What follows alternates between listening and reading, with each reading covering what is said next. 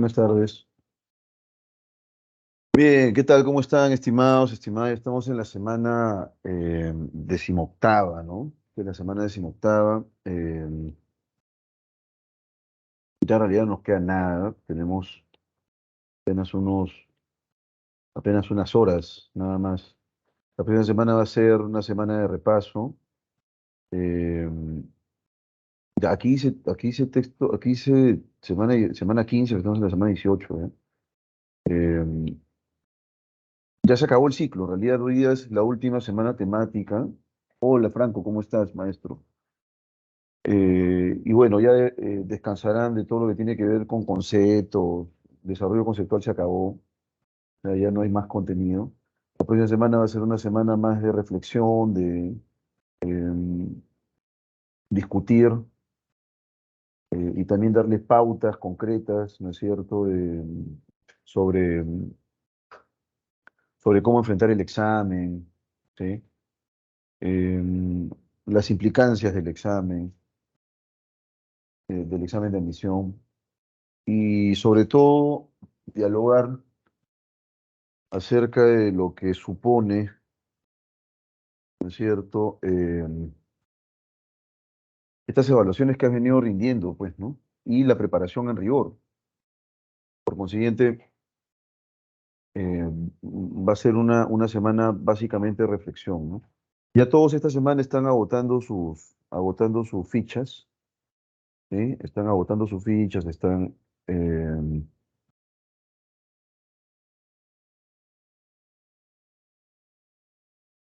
afinando, digamos, las estrategias, ¿ok?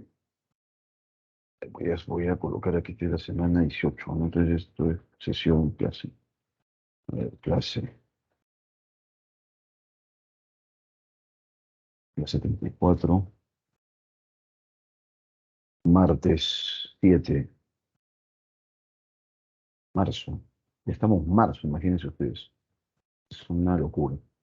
Listo, ya tengo el pantallazo y ahora sí, continuamos. Va a ser una semana de reflexión, por consiguiente, ¿no? Eh, Voy a darles algunos consejos sobre cómo enfrentar el examen también, cómo enfrentar el ingreso a la universidad, ¿no? Eh, Eso es más importante, creo yo. A veces perdemos la perspectiva, les digo, ¿eh? El ingreso pareciera ser ya el techo, ¿no? Y no es el techo, pues es el inicio de todo, más bien, ¿no es cierto? Y entonces, una vez que uno ingresa a la universidad, debe también contar con una estrategia para desempeñarse con consistencia, ¿no es cierto? Bueno, dicho esto, vamos a desarrollar el texto literario. Es el último tipo de texto que tenemos que ver. Es una situación comunicativa nueva. Es un texto caracterizado por la subjetividad. No es un texto racional, objetivo, ¿no? O sea, no es un texto plano en absoluto. El texto literario puede aparecer bajo distintos formatos, ¿no? Puede haber un texto de crítica literaria. Bueno, en mi opinión, la crítica literaria a veces es tan aburrida y plana, eh, pero hay textos de creación y los textos de creación son fabulosos dependiendo del autor también que leas, ¿no? Por aquí han seleccionado, me parece, un par de textos interesantes. Pero los clásicos, por algo son clásicos y siempre hay que volver a ellos, ¿no es cierto? Y si nunca has enfrentado a un clásico, yo te recomiendo que empieces, ahora que estás joven. Ya más adelante puede ser tarde, ¿no? Los clásicos hay que leerlos, hay que disfrutarlos. Están ahí.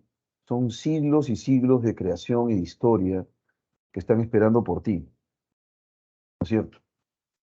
Eso es lo interesante. Cuando uno lee, por ejemplo, a Flaubert, lee la Odisea, lee Hamlet, Shakespeare, que es una maravilla. Lo leí antes de la universidad y lo leí en la universidad también, me acuerdo que me hicieron leerlo. Eh, Cuando lees a Pedro Páramo de Juan Rulfo, cuando lees Los Miserables de Víctor Hugo, es una creación enciclopédica, ¿no es cierto? Crimen y Castigo, Cien años de soledad, La Guerra del fin del mundo. Son clásicos universales, ¿no? a los que uno tiene que volver siempre. Yo confieso que hace años no leo a uno de mis escritores favoritos cuando era adolescente, que era Edgar Allan Poe, ¿no es cierto? Esa mística de Edgar Allan Poe. Yo lo redescubrí en la universidad. En la universidad recuerdo haber hecho un trabajo, mi primer trabajo monográfico fue una marcianada, les digo. Ahora lo veo lo veo con mucho cariño y nostalgia. No tengo ese trabajo, ya desapareció por ahí, pero recuerdo haber sido muy audaz, ¿no? Y hasta ingenuo. Establecí una conexión entre Edgar Allan Poe y el arte gótico. El gótico arquitectónico, ¿no? Por ahí consideré que la estética del gótico en arquitectura se replicaba en parte en la obra de Edgar Allan Poe, ¿no? Una tontería en realidad, ¿no? Una cachimbada, pero me salió tan bien que me saqué 18. Ahí en realidad vi que tenía cierta capacidad para, para abstraer, ¿no? A la profesora le gustó mucho mi trabajo, ¿no? Ahora es una colega mía en San Marcos, la profesora Gisela González. Eh, y Edgar Allan Poe fue siempre un autor de cabecera en mi adolescencia, ¿no? Siempre. Esos referentes, cómo se han perdido, ¿no? Ahora la gente busca lecturas fáciles, ¿no? Triviales. Yo no considero que la lectura tenga que ser un placer permanente, ¿eh? La lectura tiene que ser también un reto, ¿estamos de acuerdo? Eh, Tiene que ser un reto, tiene que ser un desafío, ¿no? La primera vez que leía a Borges y era adolescente, me acuerdo, no entendí nada de lo que decía Borges. Me parecían relatos ásperos, no duros, no comprendía bien de qué iba, ¿no? Y es que ahí hay en realidad un nivel diferente de lectura, ¿no es cierto? Es un nivel distinto de lectura. Eh, no hay una regla, simplemente hay que leer, hay que atreverse a leer, ¿ok? Entonces, no sé, por ahí tú lees a Jaime Bailey, ¿no? Y puede que resulte entretenido leer a Jaime Bailey, ¿no? Pero es un tipo en realidad que se resuelve a través de fórmulas, ¿no? No hay en realidad un trabajo de creación profunda en los libros de Jaime Bailey, que son diferentes a los libros de Mario Vargas Llosa, por ejemplo, ¿no? Sanmarquino, él, textos más densos, ¿no es cierto? Una creación impecable, tú ves que hay una estructura en la narración, ¿ok? Entonces hay que volver a los clásicos, jóvenes, ¿no? Hay que volver siempre a los clásicos.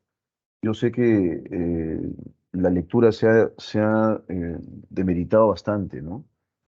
La gente ningunea la lectura, ¿no?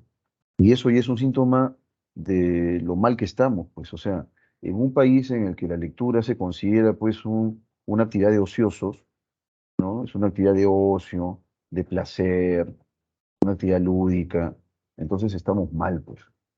Y por esa razón, imagínense ustedes un país que no lee, está condenado, pues, a escuchar reggaetón, ¿no? O sea, qué podemos esperar si la gente no lee? Digo yo.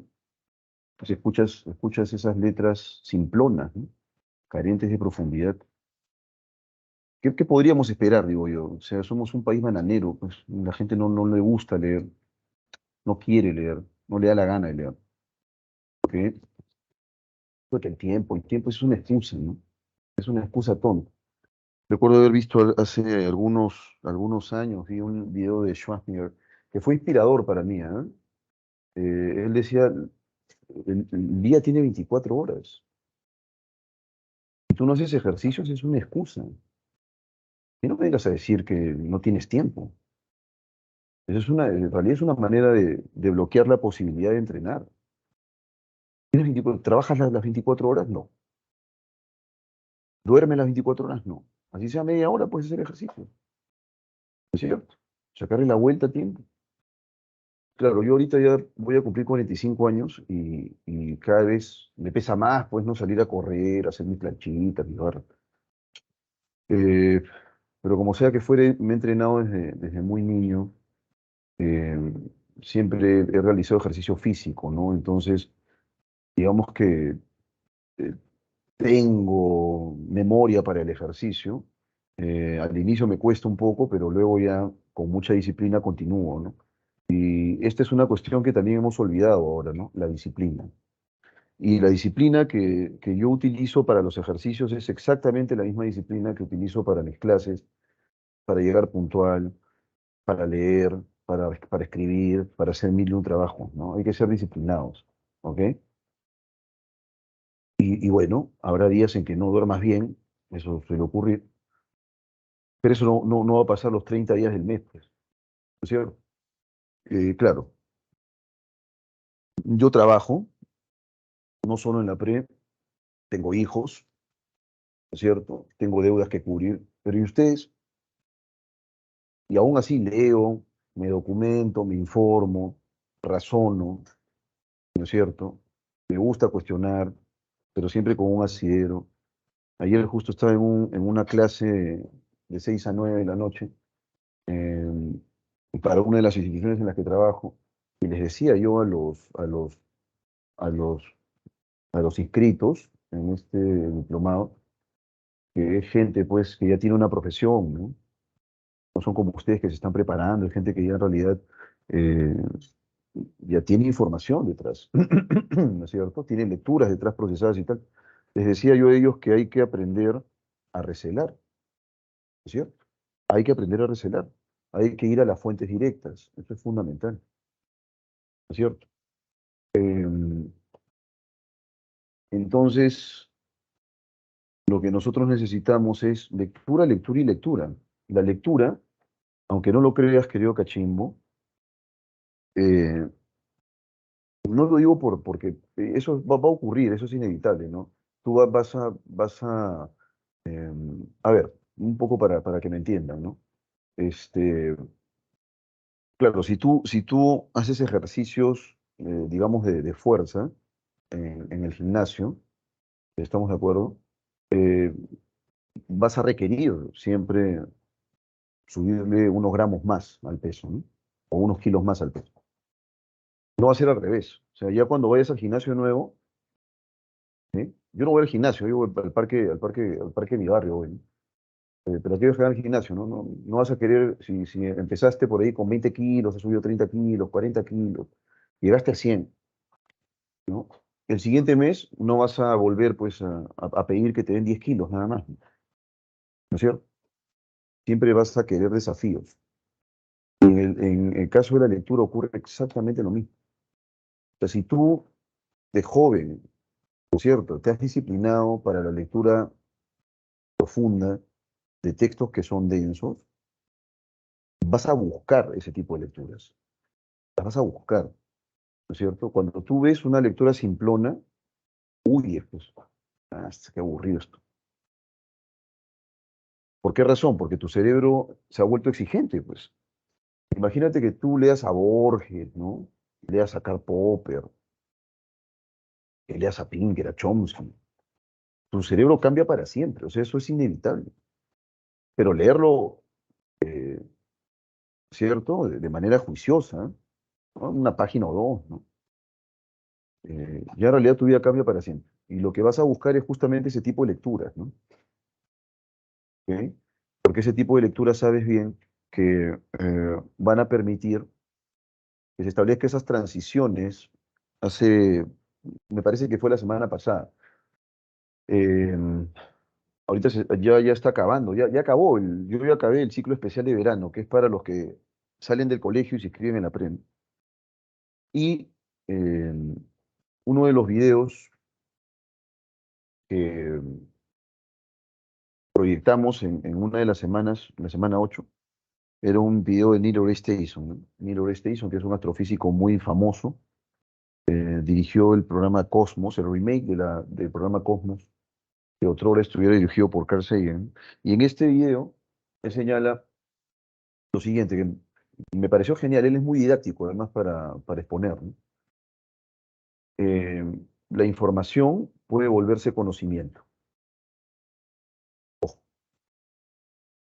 la información puede volverse conocimiento. ¿Cuándo, profesor? Cuando tú lees y procesas y eres capaz de tensionar con esa información que estás recibiendo. ¿Ok? Pero si estás ahí, que es lo que ocurre ahora, ¿no? Y ocurre mucho. Hace poco había leído un artículo en New York Times sobre cómo el Facebook ha cambiado, ¿no? De ser, digamos, una red social más vinculada con la búsqueda de amigos que no veías hace años, de hecho que a mí me ocurrió, ¿no? Ahora todos los miembros de mi promoción están en un grupo de WhatsApp, ya casi no interactuamos por el Facebook, ¿no? Pero nos encontramos a través del Facebook, ¿cierto? Y tuvimos una reunión después de años que no nos veía, ¿no? Y el Facebook servía para eso antes, ¿no? Y también, por supuesto, para chatear. Pero ahora el Facebook está cambiando el formato, ¿no? ¿Y qué es lo que más abunda ahora?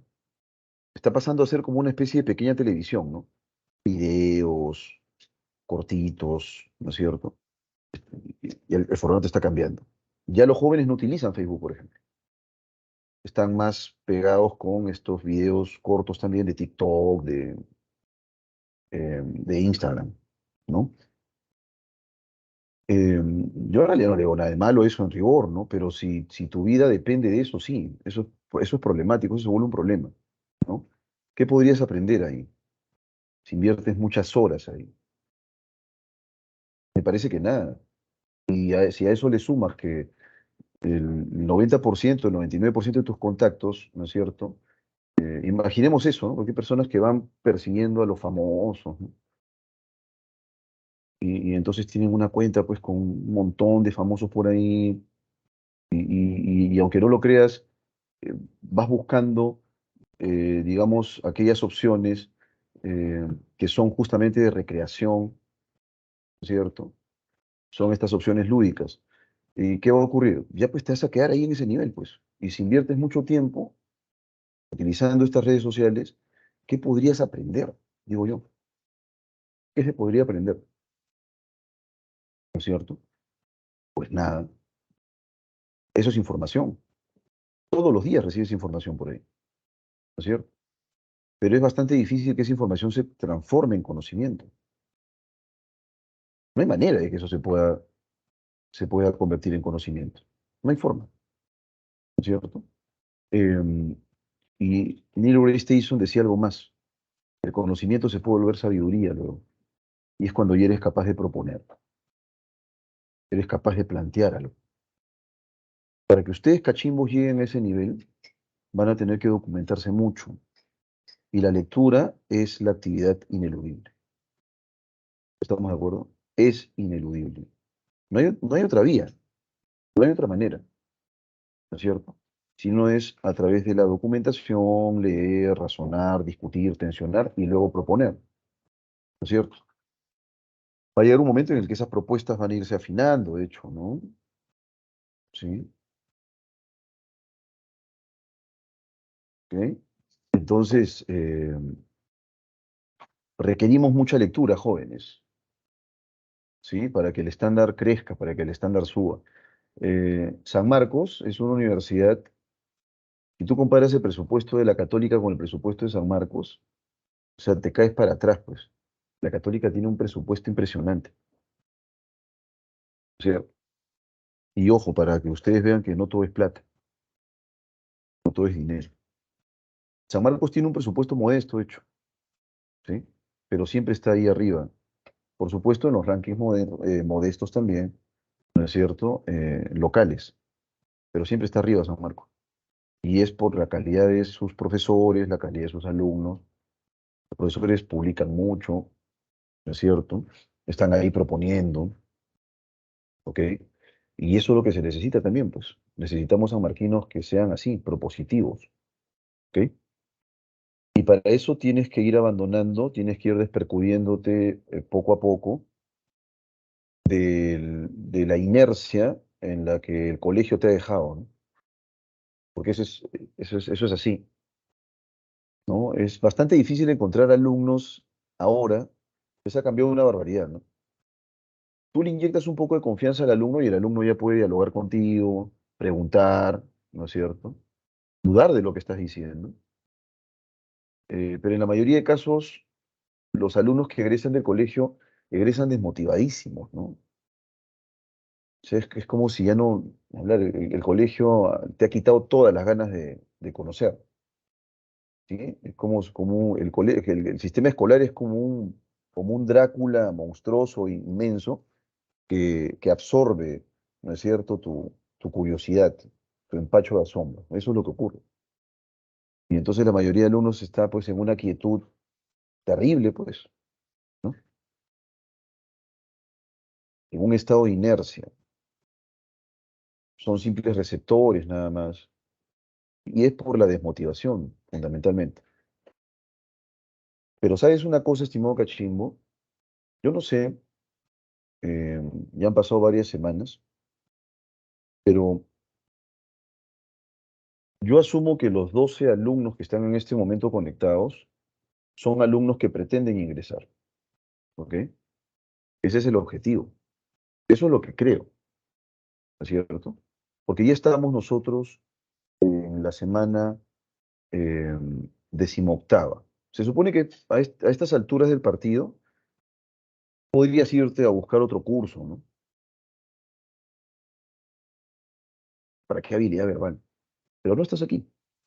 Ya, eso me indica que estás muy enfocado y que en realidad cada curso para ti tiene un peso, cada curso para ti es relevante.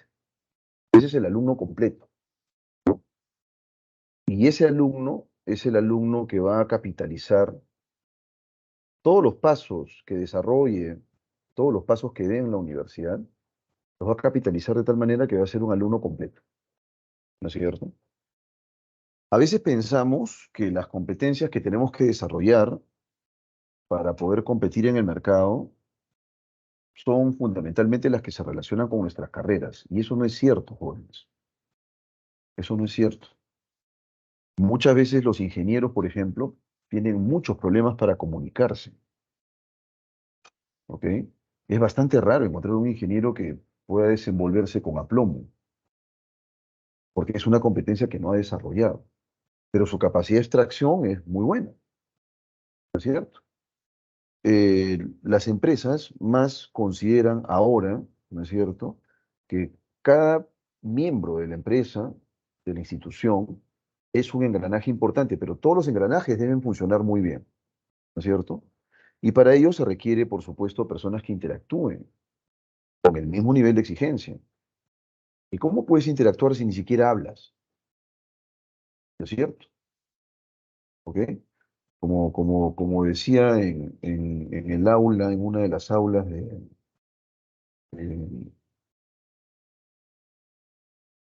una de las aulas en las que reemplacé la semana pasada, pues los chicos mudos, ¿no? O sea, estaban, oye, a ver, ¿qué clave es esta? Nada. Así que después de una hora, me pasé 2 horas, ¿eh? Inyectándoles las ganas de siquiera decir, oye, vete, ¿no? Porque a mí me aburrió, o sea, ¿qué voy a hacer acá con estas momias? Porque literalmente eran momias. Y entonces, después de 2 horas de hablar, reaccionaron tres, que habían estado la primera hora inactivos. Y al final de la clase, estas tres personas me agradecieron por esos minutos que invertí haciéndoles ver que ese no es la actitud del sanmarquino, ¿no? Y menos es el camino si quieres ingresar o si quieres brillar en la universidad, ¿no? Entonces hay que ser propositivos, hay que preguntar siempre, hay que justificar la inversión. Eh, a mí en realidad, como les había dicho yo hace varias semanas ya, no me costaría nada venir aquí a clases y al ver que los alumnos no son tan activos, ¿no es cierto?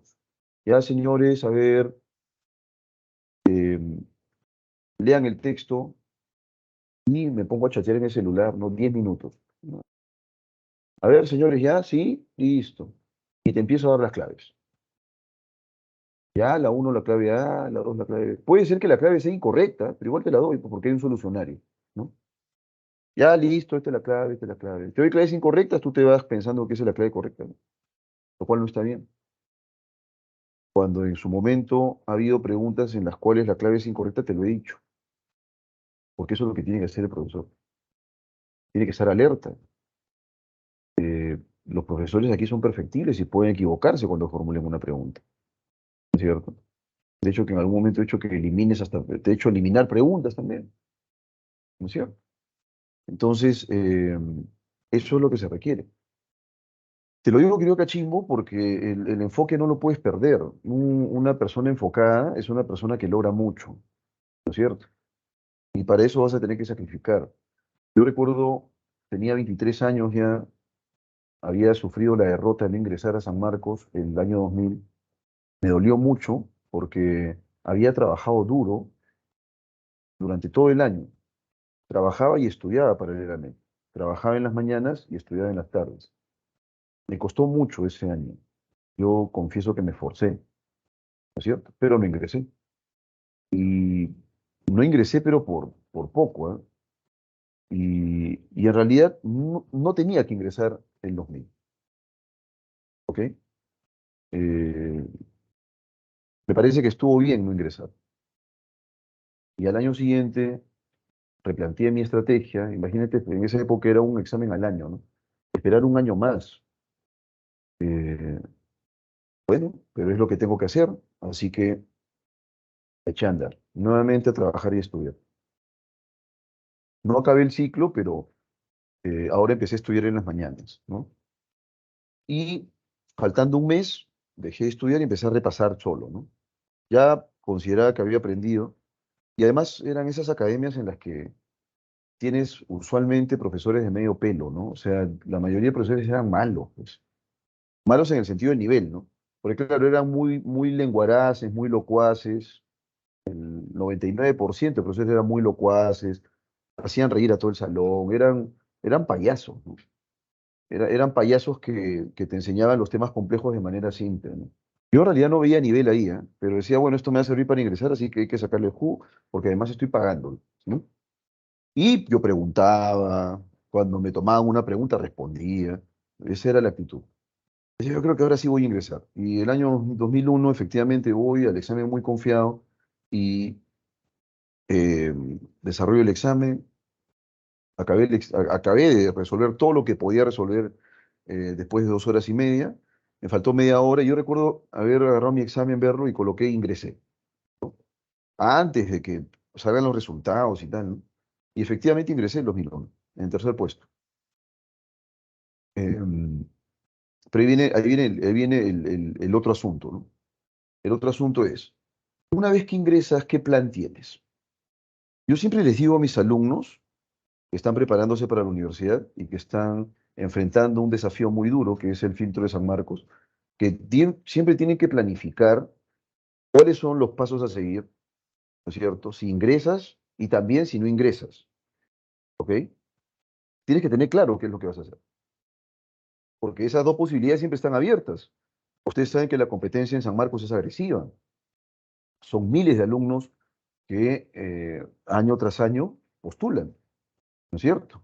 La mayoría de ellos no está preparado, eso es cierto. Ay, postulan un poco para tentar su suerte, ¿no?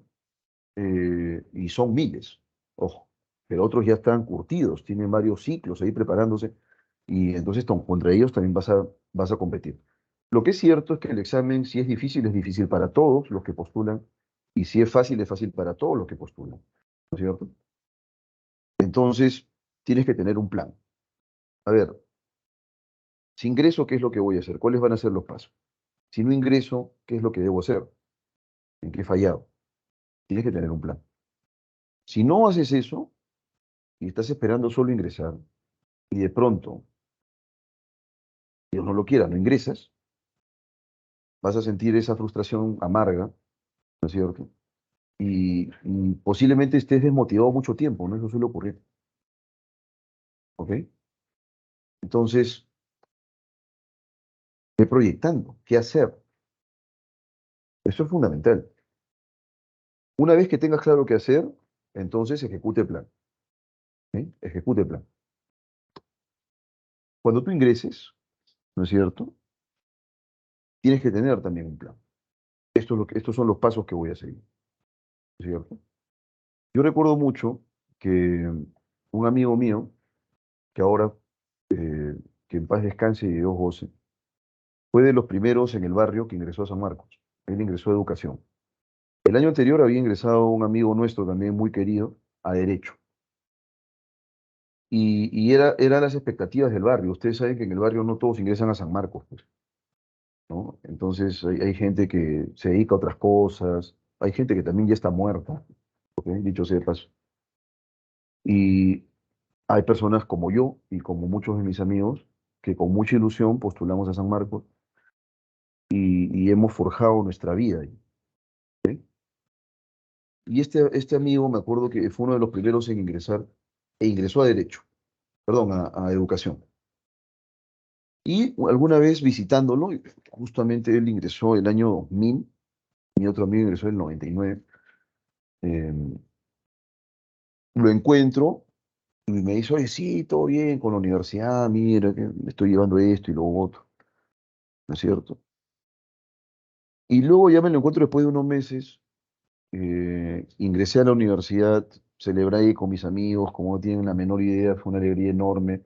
Para mis padres también fue una alegría enorme, su primer hijo en San Marcos, nada menos, un orgullo para ellos. Eh, y recuerdo conversar pues con mi amigo, y mi amigo me decía, oye, este, tienes que visitar la Huaca por si acaso. O sea, me dijo él, en pocas palabras, que para poder ser sanmarquino tenías que ser, tenías que ir a la Huaca, tenías que subirte al burro y tenías que ir al comedor. A mí me pareció una estupidez eso, ¿no? Y se lo dije, ¿eh?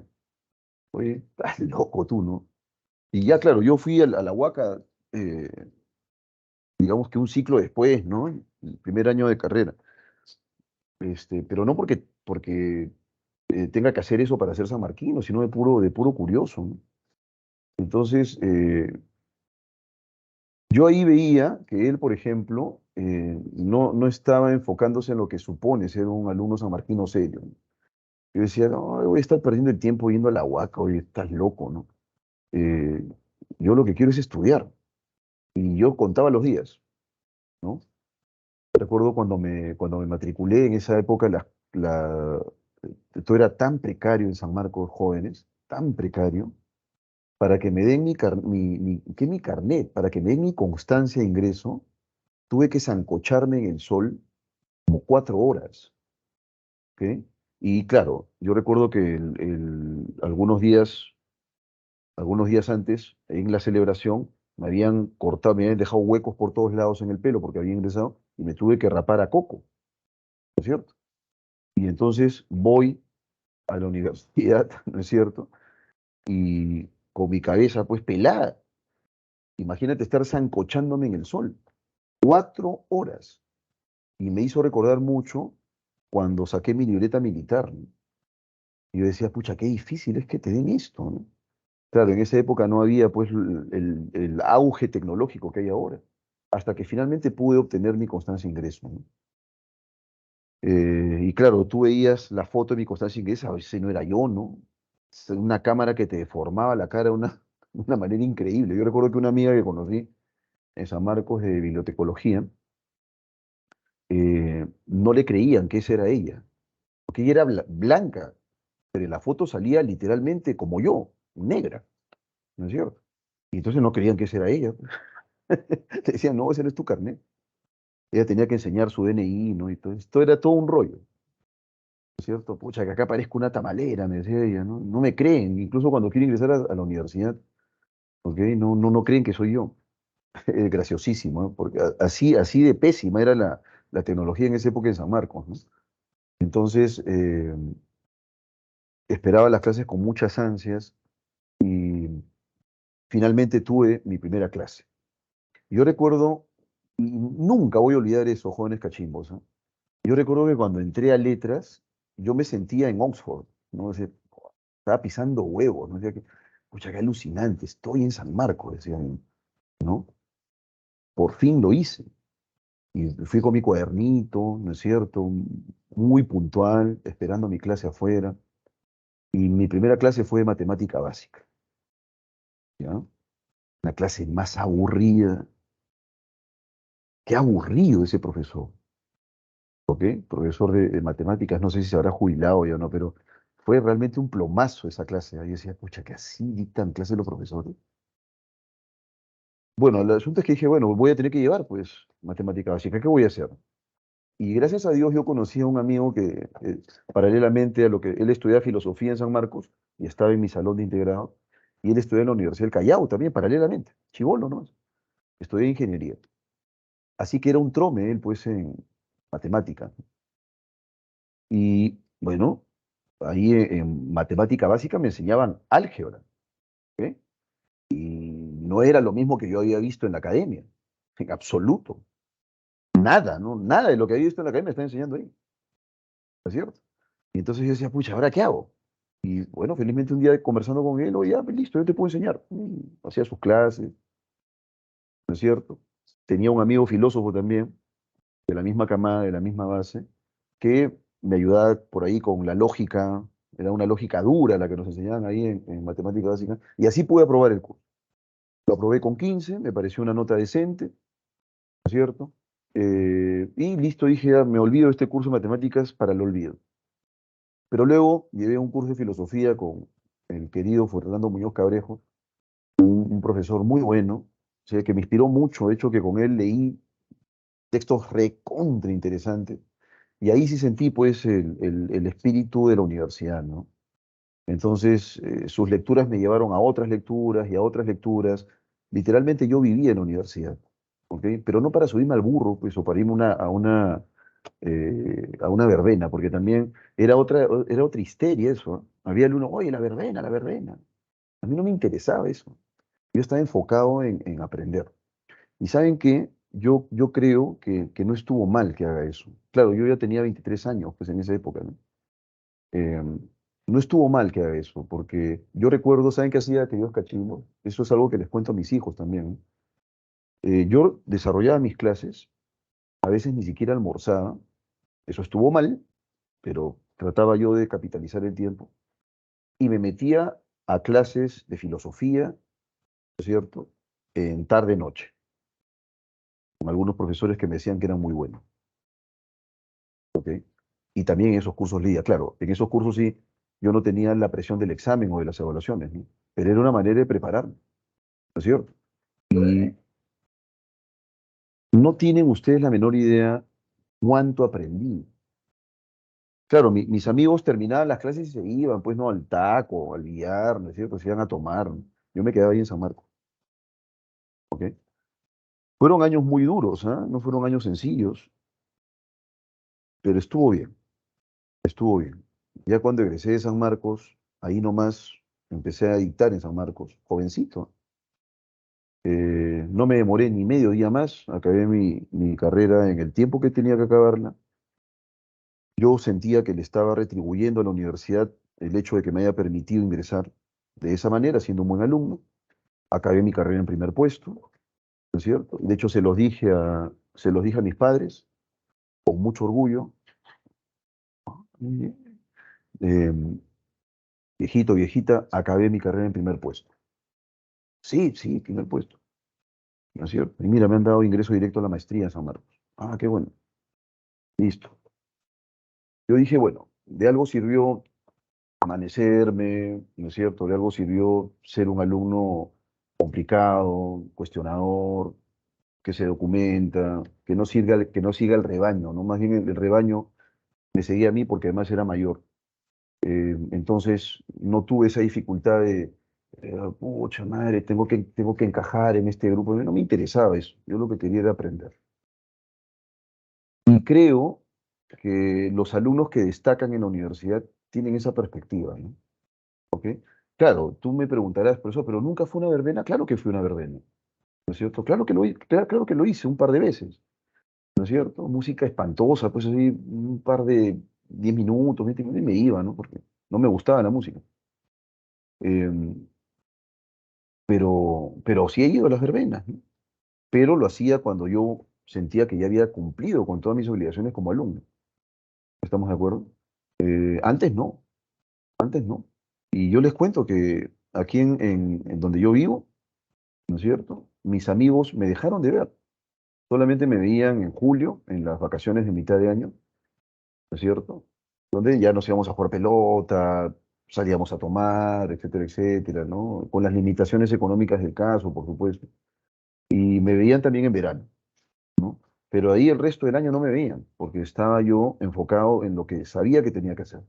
O sea, porque de esto va a depender mi futuro, ¿no es cierto? Y acá no puedo especular.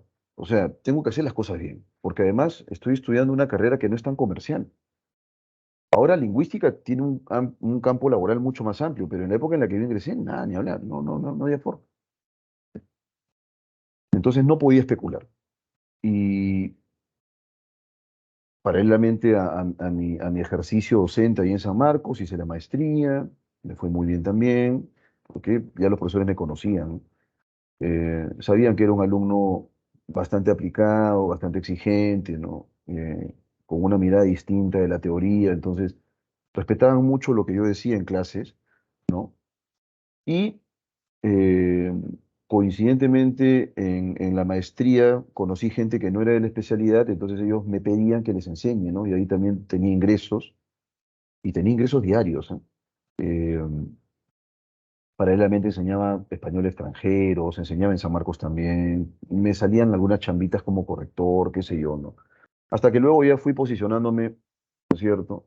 Con mucho esfuerzo, con mucho empeño y también con mucha seriedad, ¿no? He ido posicionándome y entonces ahora ya puedo por ahí, ¿no es cierto? Trabajar y que me paguen lo que yo merezco, pues. Pero para llegar a eso, querido Cachín, ¿no es cierto? Para llegar a eso, lo primero que tienes que hacer es ser exigente contigo mismo. Eso es lo primero que te recomiendo. ¿Y sabes qué? Todo empieza aquí. Si aquí, en tu preparación preuniversitaria, no te exiges, va a ser bastante difícil que llegues a eso. ¿Ok? Muy difícil. A partir de aquí tienes que exigirte. Estos dos alumnos que me están escuchando en este momento, si me están escuchando los dos, ¿eh? Pero los que me estén escuchando, ¿ok? Son los alumnos que le dan la relevancia del caso a cada uno de los cursos y por esa razón están aquí. Yo valoro mucho eso. Ese es el camino, ¿ok? Eh, a mí, de hecho, que me aburrían muchos cursos en mi fase preuniversitaria. Me aburrían una barbaridad, pero sabía que tenía que aprenderlo. Sabía que eso me iba a servir. Y mucho de lo que aprendí, ¿no es cierto?, con estos profesores de circo, ¿no? Me sirve, por ejemplo, para resolver algunos problemas de mi hijo menor, ¿ok? Problemas básicos, por supuesto, ¿no? Pero me acuerdo todavía de algo y lo aplico hasta ahora, ¿no? Pero bueno, ya estamos cerrando el ciclo, jóvenes, ahora se cumplen 18 semanas. No es poco, ¿ok? Mucho enfoque, mucha disciplina y mucho sacrificio es lo que demanda el ingreso a San Marcos. ¿Estamos de acuerdo? Y esta es una inversión que no tiene precio. Lo que San Marcos te va a dar es un nombre en este agresivo ámbito profesional peruano. Te va a dar un nombre, ¿cierto? Y eso no es poco. Y créeme, que una vez que tú hayas acabado y culminado tu carrera con éxito y tengas tu cartón, ¿cierto? El grado de bachiller, la licenciatura, el grado de magíster. Cuando tengas eso, eso te va a durar toda la vida. Y por esa razón estoy de acuerdo con un maestro sanmarquino, el doctor Marco Martos, cuando él nos decía que la gratitud que uno le tiene a la universidad no termina de pagarse nunca, nunca. Y yo estoy de acuerdo con eso, porque yo quiero a mi universidad. Es una universidad que tiene innumerables problemas, eso es cierto, pero es una universidad que nunca dejas de querer, ¿no es cierto? Con las distancias del caso, por supuesto, pero uno ve los monstruos que han levantado la historia de San Marcos, Mario Vargas Llosa, León Barandarian, Ruth Chadi, ¿no es cierto? Eh, Alfredo Torero, monstruos, Pablo Macera, ¿no es cierto? Es una cantidad impresionante de mentes brillantes que han pasado por San Marcos. César Vallejo también pasó por San Marcos, ¿no es cierto? Arguedas también pasó por San Marcos. Una cantidad de monstruos que son parte de la historia de San Martín. Y tú también puedes formar parte de esa historia, ¿no es cierto? Y sostener esa historia. Este examen de admisión es como una vieja tradición muy dura. Y estoy seguro que estás lleno de nervios. Eso es normal, ¿ok? Eso es normal. Olvídense, querido Cachín. Es normal sentir nervios, sentir temor, ¿no es cierto?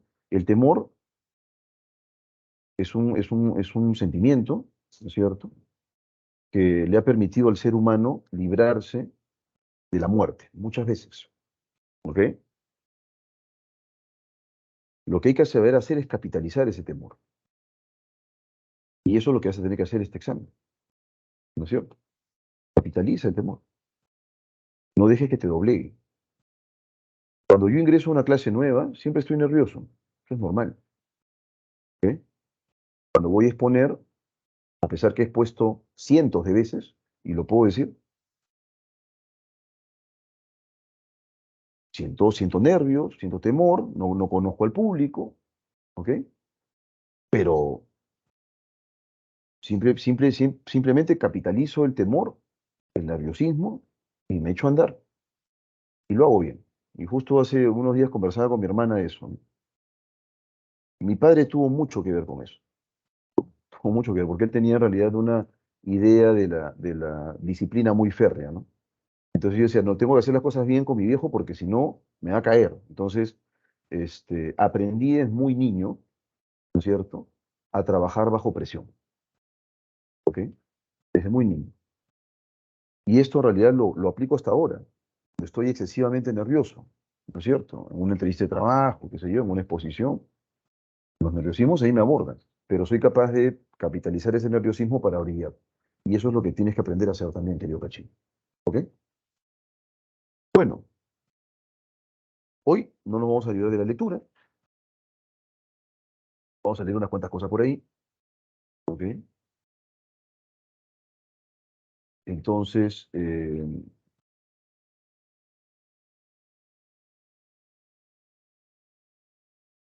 texto literario es un texto distinto, pues, porque no siempre tiene, ¿ok? El texto literario no siempre tiene eh, una estructura definida, ¿no? Claro, el texto literario de tipo narrativo, por ejemplo, sí tiene pues una estructura canónica, una estructura clásica, pero los creadores se han encargado también de reajustar, reacomodar, reinventar esa estructura clásica, ¿no? Y siempre vuelvo a Pedro Páramo porque es una obra que a mí me marcó mucho cuando era adolescente y que leí en la universidad también, pero la leí con mucho, ahí sí les confieso que los textos que me dejaron a mí en San Marcos, en el curso de Introducción a la Literatura, se llama el curso, esos textos que me dejaron en San Marcos, que yo ya había leído antes, los volví a leer, pero con mucha fruición, pues porque ya los había leído y me habían encantado una barbaridad. Entonces Pedro Páramo fue uno de ellos, ¿no? Me dejaron Hamlet, Pedro Páramo, me parece que un texto de Borges, me parece que ficciones fue que me dejaron.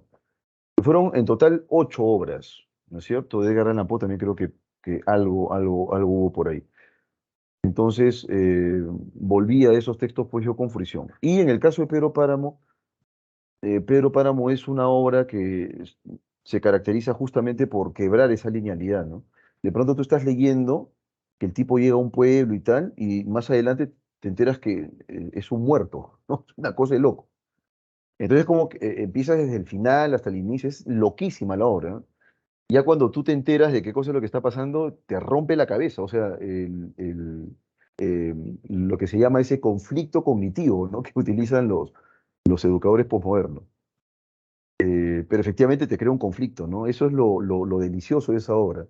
Y Pedro Páramo, Juan Rulfo decía, yo jamás viví de la literatura y eso estuvo bien, decía él, ¿no? La primera vez que publicaron Pedro Páramo, el editor me dio 1000 ejemplares y los 1000 ejemplares los regalé a mis amigos. Aquí está, toma, toma, mira, han publicado mi obra. Me siento un poco como Juan Rulfo, ¿ah? Porque ahí tengo un montón de libros míos, un libro que publicó el año pasado, pero que tiene que ver con otra cosa, ¿no? Y que siempre que hay alguna fiesta, no, tengo que regalarle mi libro, ¿no? Y llevo mi libro para regalar. Ni hablar, no voy a venderlo, pues. Entonces, y eso está bien, pero ya forma parte también de tu actividad creativa, ¿no? Entonces, el texto literario puede implicar también eso, o sea, el hecho de que no respete pues esta linealidad en el caso del texto narrativo. En el texto poético también se puede hacer otro tanto. Hay varias cuestiones aquí. Lo primero es que el texto literario tiene un objetivo, digamos que linda con lo estético, ¿no? Eso es en primer lugar. Y también por supuesto, la intención del autor puede ser una intención edificante, ¿no es cierto? Puede implicar, por ejemplo, conmover, ¿no es cierto? Dejar alguna enseñanza final, ¿sí? O ponerte triste, ¿no? Por ejemplo, hay un autor que realmente ha sido un desgraciado, este autor, Edmundo de Amici. Y yo recuerdo que era lectura obligatoria en primaria para los niños, ¿eh? Leer el libro Corazón. Y ya desde la carátula tú querías salir despavorido, pues porque aparecía pues yo recuerdo mucho esta carátula que a mí me impactó. Aparece un niño con la ropa toda rota, ¿no? Y con un gorrito y con una cara así como si estuviera muriéndose de hambre, ¿no? Decía, pucha, este corazón se llama, que pero este le han quitado el corazón.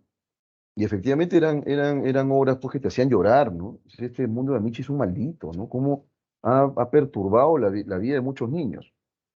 Ese era el objetivo, pues, ¿no? Ustedes saben que los cuentos tradicionales de los hermanos Grimm eran pues, cuentos bien descarnados, ¿no? La Cenicienta que conocemos ahora, por ejemplo, que es la versión edulcorada de Disney, ¿no es cierto? Es donde sale pues una gringa bonita, bien contorneada y tal. Eso no tiene nada que ver con el cuento original. En el cuento original, ¿no es cierto? Las hermanas de la Cenicienta, para que le quede el zapato, se corta un dedo, ¿no es cierto? Y solo a través de cortarse el dedo pudo calzarse el zapato.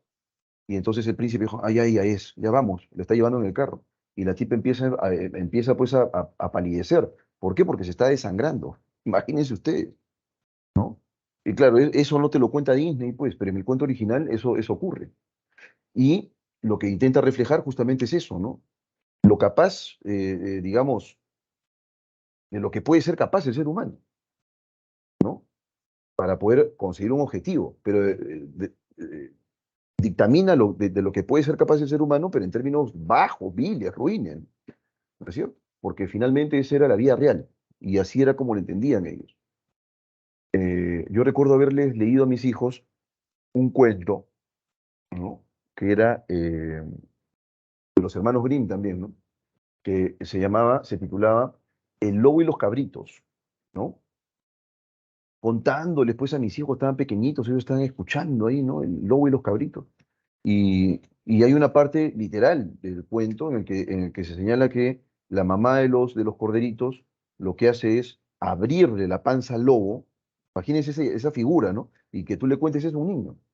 Le abrió la panza al lobo, ¿no es cierto? Sacó a los cabritos y en su lugar le puso piedras y le cosió nuevamente la panza, ¿no? Imagínate eso, ¿no?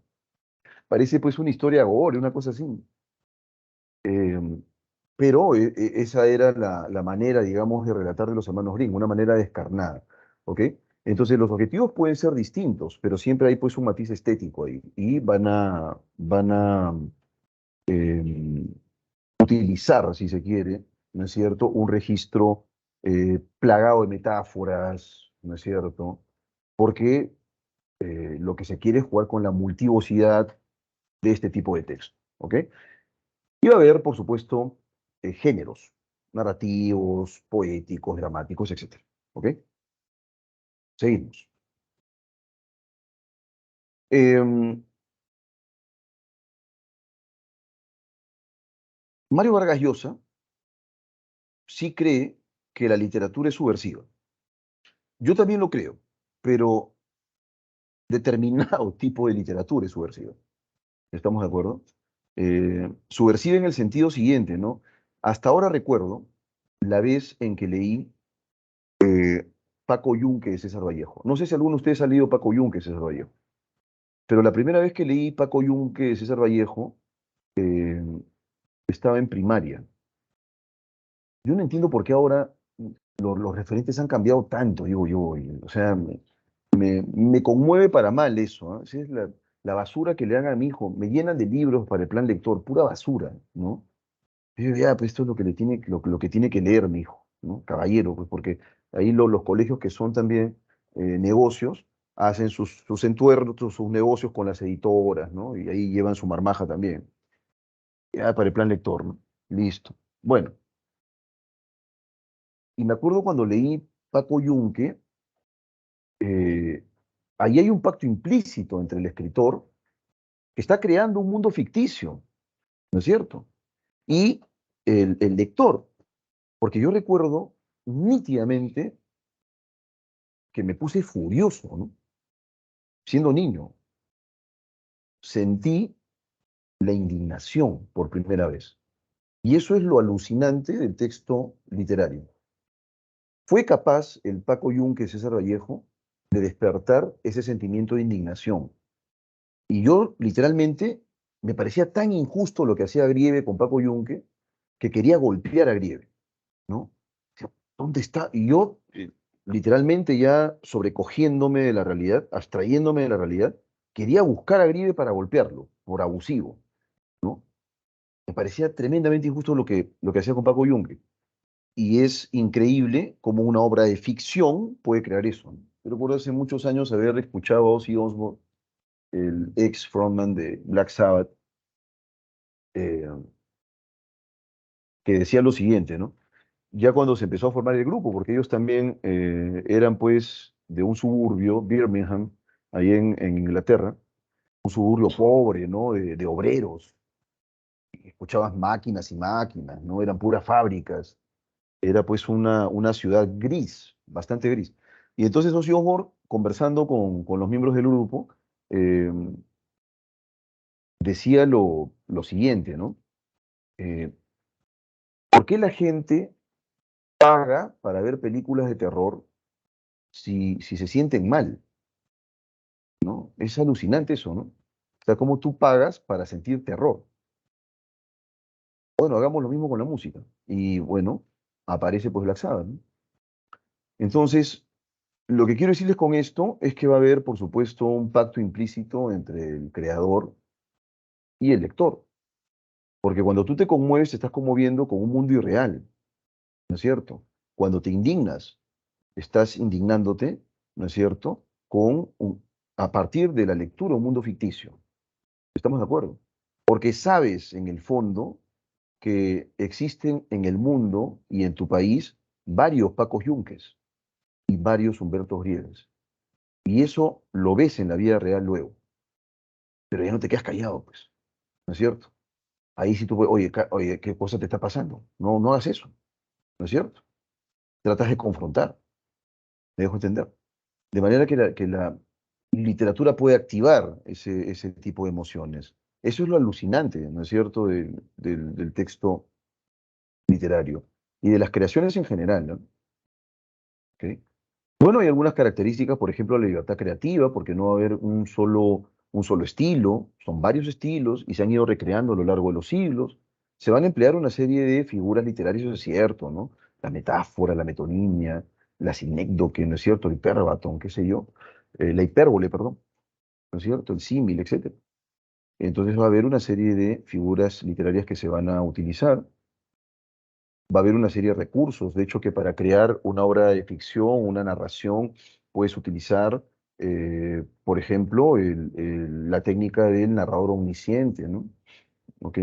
Claro que sí, pero no es la única. De hecho, que la historia se puede construir a través del diálogo de los personajes, ¿no? Puede pasar. Eso es lo que ocurre con Paco Yunque, perdón, eso es lo que ocurre con Pedro Páramo, por ejemplo, o con el Ulises de Joyce, que es todo un reto leerlo, ¿no? ¿Ok? En el caso de la naturaleza ficticia, efectivamente, las obras de ficción son eso, son obras de ficción, pero nos pueden conmover, pueden hacerte llorar, ¿no es cierto? ¿Cómo no? Ustedes saben el discurso en el Politeama de Manuel González Prada, y lo conversaba con mi amigo filósofo, un filósofo sanmarquino, que alguna vez enseñó habilidad verbal también.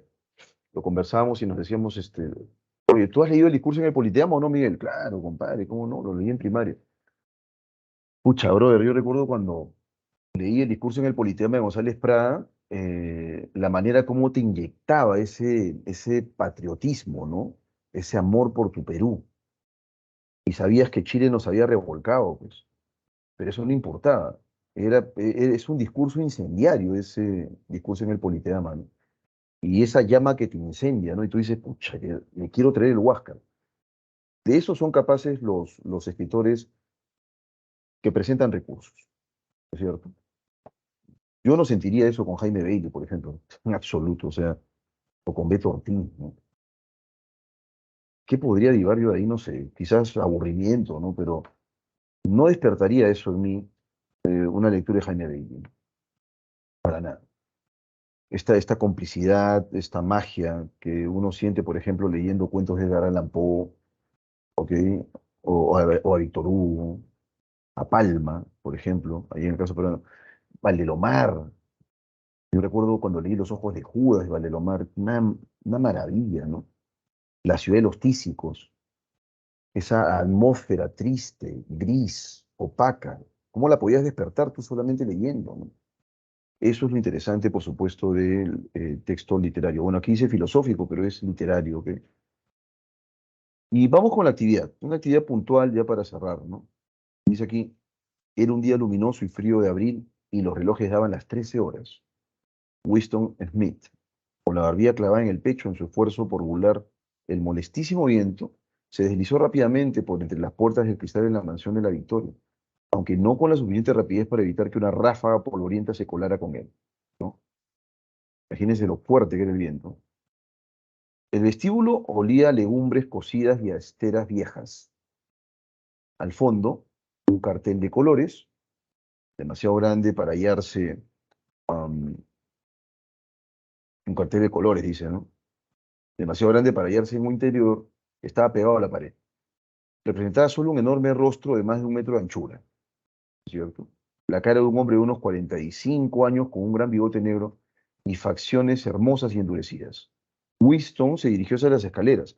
Era inútil intentar subir en el ascensor. No funcionaba con frecuencia y en esa época la corriente se cortaba, ¿no es cierto?, durante las horas de día.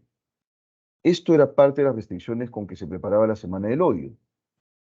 Winston tenía que subir a un 7.º piso. Con sus 39 años y una úlcera de varices por encima del tobillo derecho, imagínense lo doloroso, ¿no?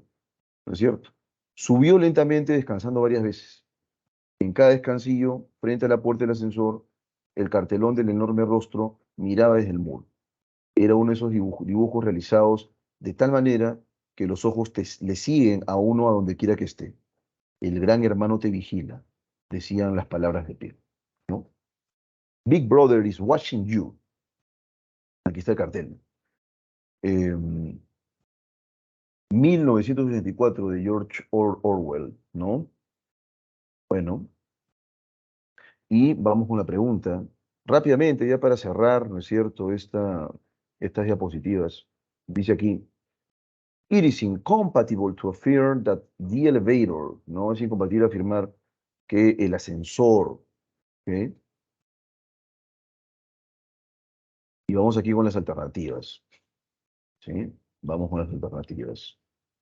Alternativa A, was only out of operation. Was, estaba, only, solo, out, fuera, of operation, de servicio, when the power was cut, cuando se cortó la energía. ¿Okay? Letter B, was inoperative prior, estaba inoperativo, ¿no es cierto? Prior to Smith's arrival at the building, antes de la llegada de Smith al edificio, ¿no es cierto? Move people, letter C, move people. El elevador trasladó personas from the basement to the top floor, a las personas del sótano al último piso, ¿no? Could have been, podría haber sido, of great help, de gran ayuda, to Winston Smith that day, para Winston Smith ese día. ¿Eh? ¿Cuál sería la clave aquí? ¿No es cierto? ¿Cuál sería la clave aquí? No sé si estarán ahí todavía, ¿no? Aquí está. Acá hay una, acá hay una, dice, era inútil intentar subir en el ascensor. No funcionaba con frecuencia. Y en esta época la corriente se cortaba durante las horas de día. Esto era parte de las restricciones con que se preparaba la Semana del Odio. Ojo con eso. Ese es el dato, ¿no? Entonces, es incompatible afirmar que el elevador,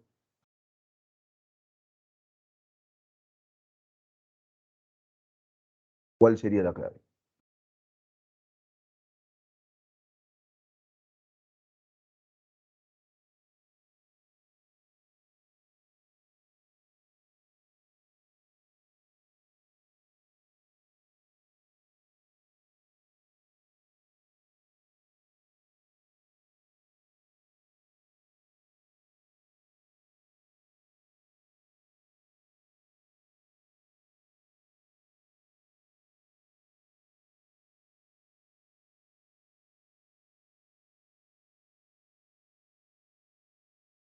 A ver qué me dicen, jóvenes cachimbos.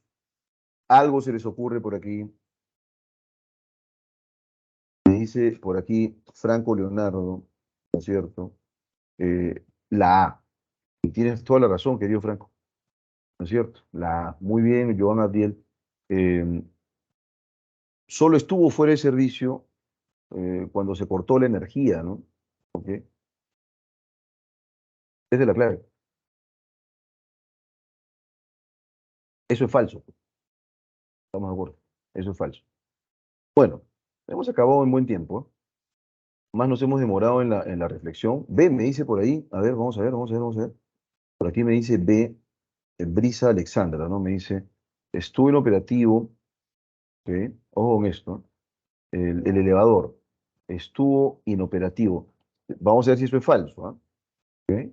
Estaba inoperativo antes de la llegada de Smith al edificio. Eso es cierto, eso no es falso, porque el relato nos dice, pues, maestra Cachimba, miren, ¿ok? Miren lo que dice el relato.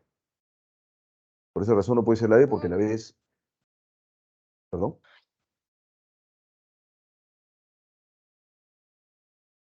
no sé quién quiso hablar, pero bueno, dice acá, ¿no? Era inútil intentar subir en el ascensor, ¿no es cierto? No funcionaba con frecuencia, y en esta época la corriente se cortaba durante las horas de día, entonces no había manera, ¿no?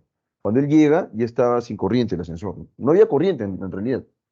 Dicen que estas eran las restricciones con las cuales se preparaba la Semana del Odio, ¿no?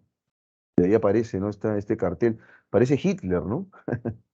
Es un Hitler ahí medio grotesco, ¿no? Big Brother is watching you, ¿ok? Bueno, la clave correcta sería la A entonces. Espero, querida Brisa, que haya quedado claro, ¿ok? Y adiós, diapositivas. Thank you so much. Dejamos de presentar. Y vamos ahora con la separata, ¿no es cierto?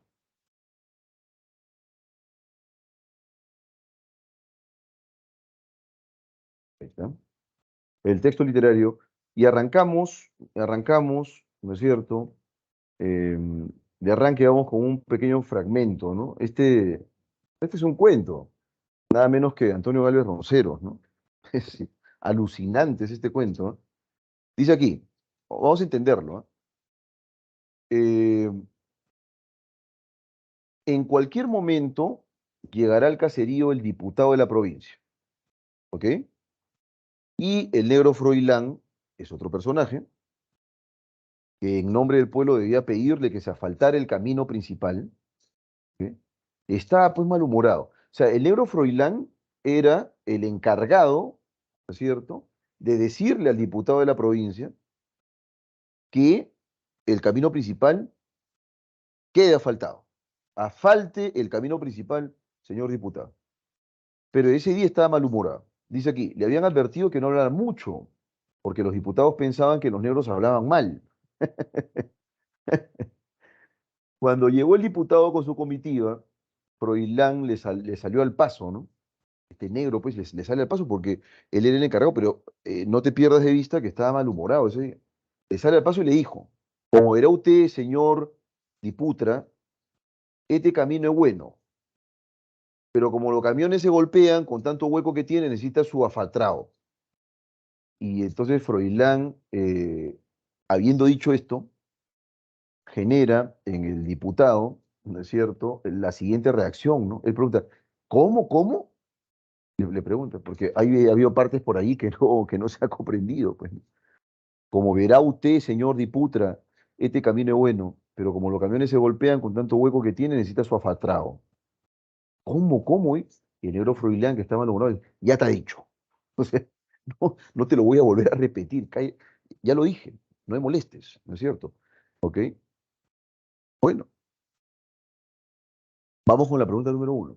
Fundamentalmente, el efecto cómico de la narración surge de la tensión entre brevedad e incomodidad, mal humor e infelicidad, desazón y parquedad, que es quietud, ¿no? Tranquilidad, concisión e incomprensión, ininteligibilidad y rechazo, ¿ok? ¿Cuál aquí, maestros cachimbitos, ustedes me lo dirán, ¿no es cierto? ¿Cuál sería la clave? Vamos pensándolo, ¿ah? Vamos pensándolo.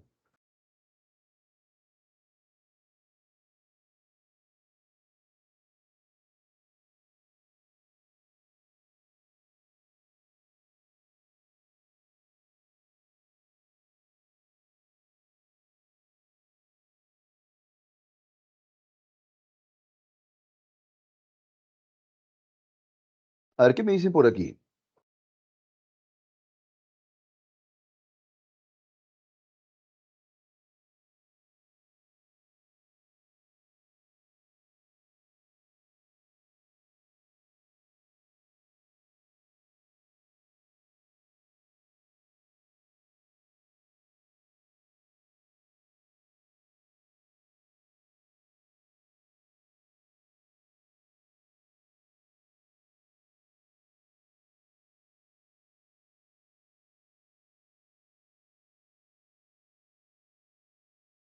La M dice Homero Franco Leonardo.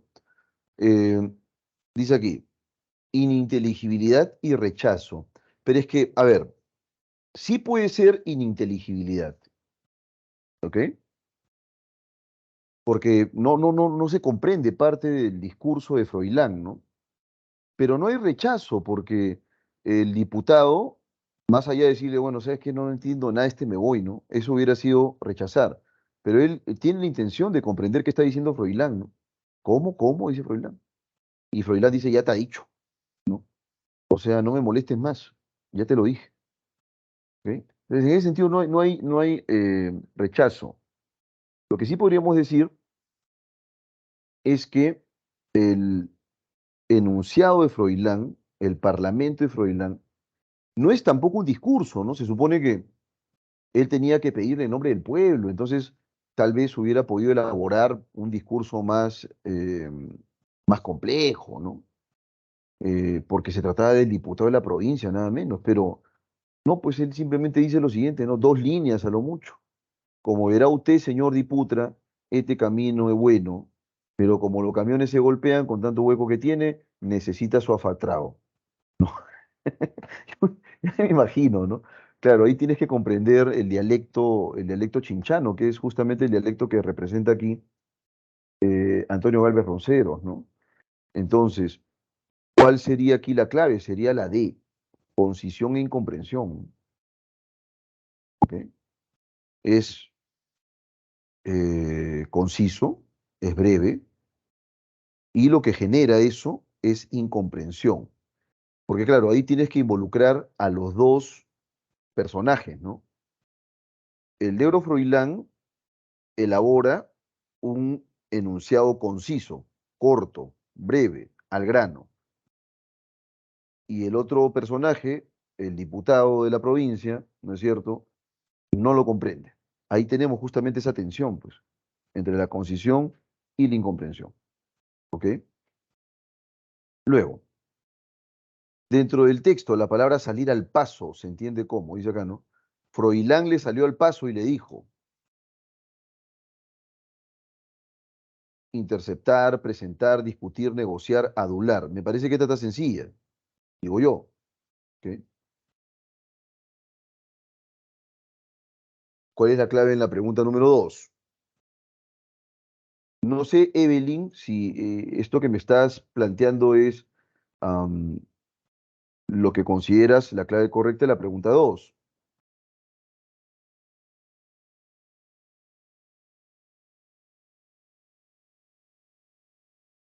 No sé si estoy en lo cierto, querida Evelyn.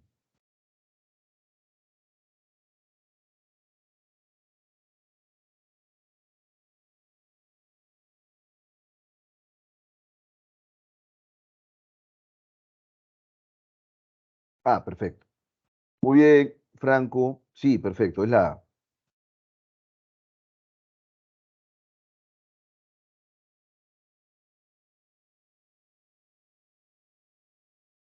Es la alternativa A. Ahí vamos. Interceptar.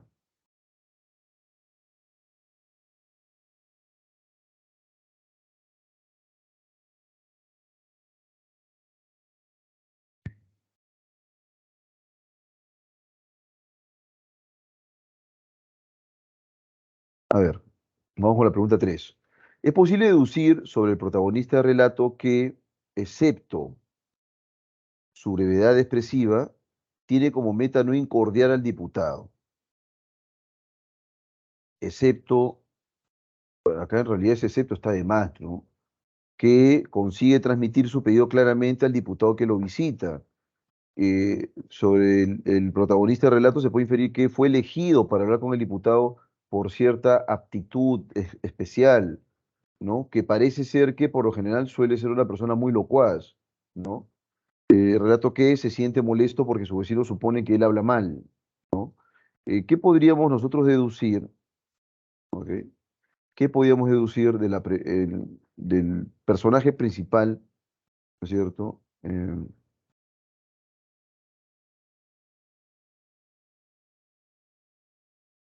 Ya, ya, ya.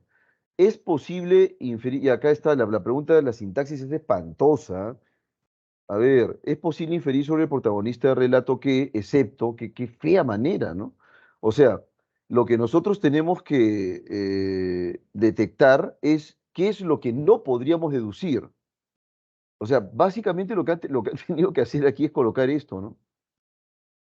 Se puede deducir sobre el protagonista del relato lo siguiente, excepto, o sea, que lo han planteado hasta las patas, ¿no? Bueno, ¿cuáles las afirmaciones que están planteadas aquí no se pueden deducir? A eso vamos.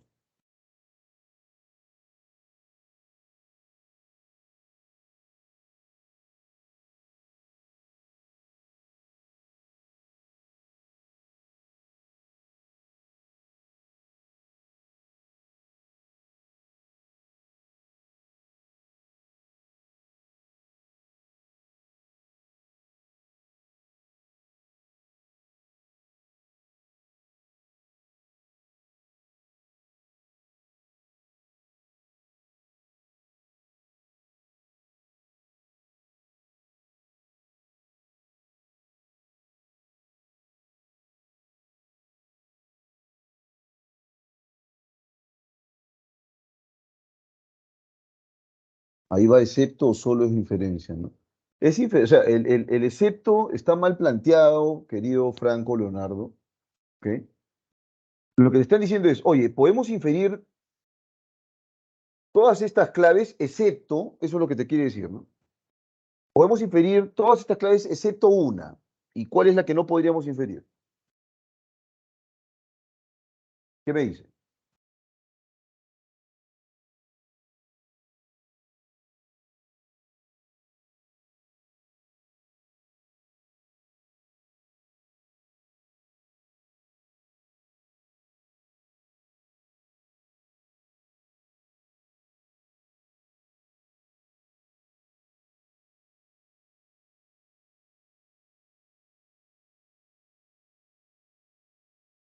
¿Cuál es la clave? Vamos, jóvenes.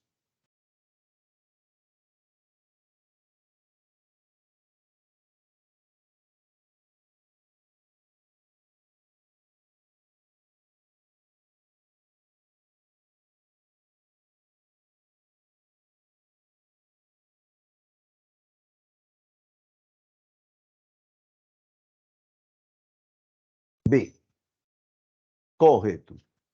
Está certo. Muy bien.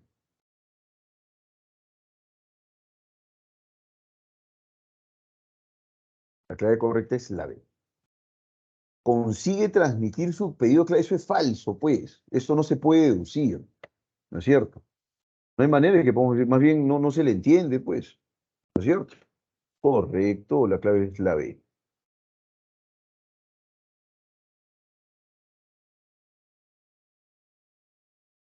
En clave de humor, el relato permite lanzar una crítica en torno de la incapacidad, ¿cierto?, del gobierno de turno para mejorar las vías de comunicación entre las distintas provincias, la necesidad de una educación bilingüe para todos los posibles representantes de las sociedades de provincia, el conflicto político que hace escarnio de las principales provincias del país a lo largo del siglo pasado, las erróneas decisiones administrativas del gobernante, las limitaciones de las autoridades para comprender los reclamos de las diferentes poblaciones del Perú. No sé, me parece medio forzado esto, pero ¿cuál sería la clave para ustedes, maestros? En clave de humor, ¿no es cierto? El relato permite lanzar una crítica en torno de. ¿Cuál sería la clave? Claro, no se le entendía, pues obviamente, ¿no? Y entonces, ¿cuál sería la clave, maestro?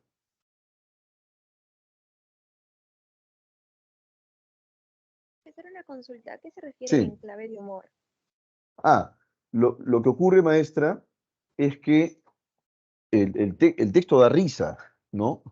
Da risa porque el negro Froilán habló, ¿no es cierto? Ha tenido toda la intención, por supuesto, de comunicarle pues al diputado, ¿no es cierto? Que lo que requiere urgente es que asfalten la vía principal, pero no se le entiende, pues, como dice por aquí Joan Abdiel.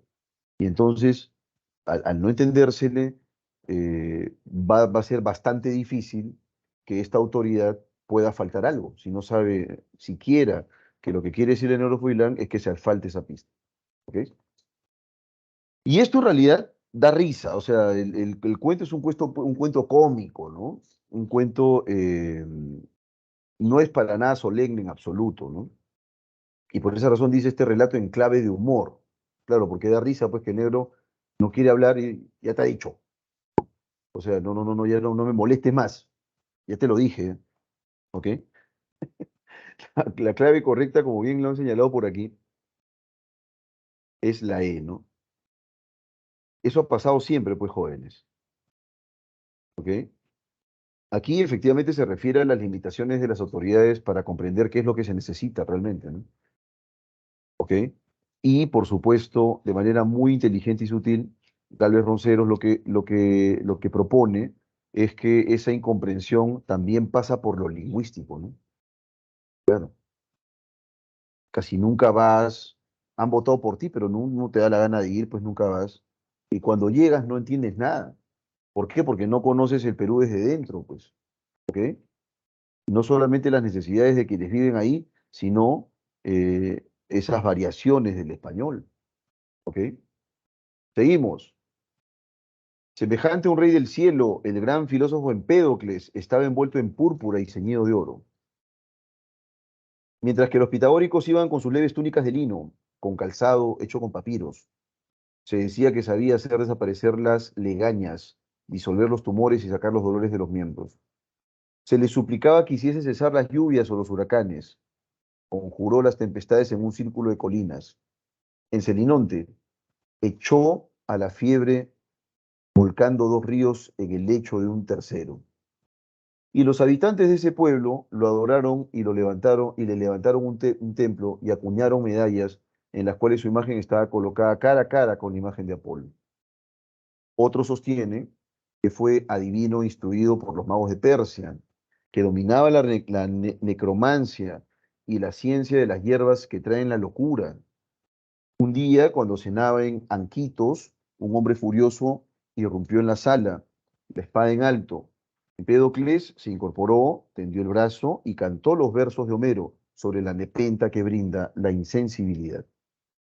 E inmediatamente la fuerza de la nepenta aferró al furioso y éste quedó inmóvil con la espada en el aire, olvidado de todo, como si hubiese bebido el dulce veneno mezclado con el vino espumoso de una crátera. Los enfermos iban a él en las afueras de las ciudades y y era rodeado por una multitud de miserables. Había mujeres mezcladas en su séquito. Besaban los bordes de su capa preciosa. Una de ellas se llamaba Pantea. Era hija de un noble de Agrigento. Debía ser consagrada a Artemis, pero huyó lejos de la fría estatua de la diosa y consagró su virginidad a Empédocles. Nunca se vieron signos de su amor. Por otro lado, el filósofo no profería palabras que no fuera en metro épico y en el dialecto de Jonia, a pesar, ¿no es cierto?, em, de que el pueblo y sus fieles se valiesen solo del dórico, ¿ok? Todos sus gestos eran sagrados. Cuando se acercaba a los hombres era para bendecirlos o para curarlos. Casi todo el tiempo permanecía silencioso. Ninguno de ellos, ninguno de aquellos que lo seguían pudo jamás sorprenderlo en medio del sueño. Se lo vio solo majestuoso. Empédocles, supuesto Dios.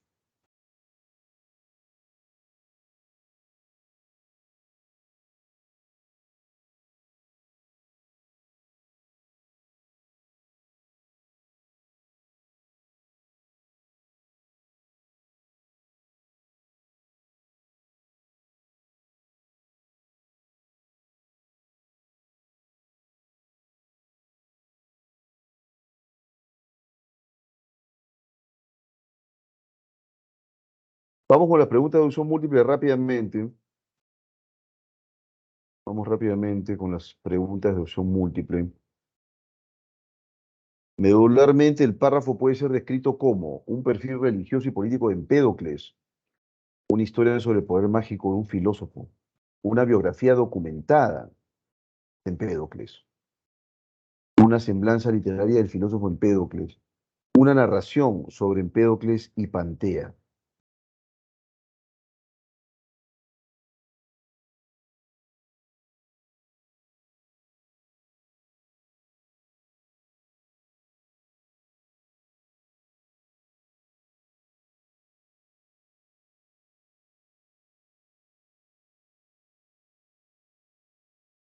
Número uno, ¿cuál es la clave, jóvenes? Vamos.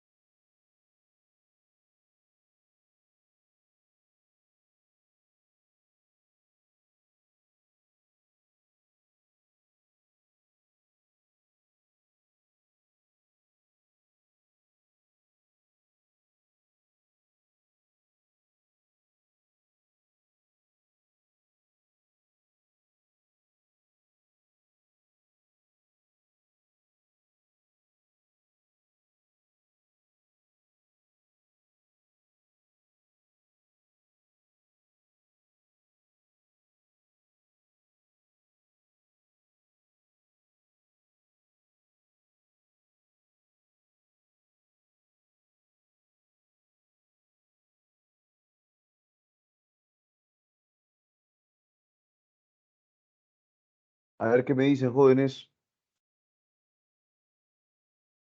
¿Qué me dicen que no dicen? La número uno me dice Franco por aquí, no es cierto. La clave correcta es la D, y efectivamente, pues es una semblanza literaria del filósofo Empédocles, ¿no es cierto? Claro, es en clave narrativa, ¿no?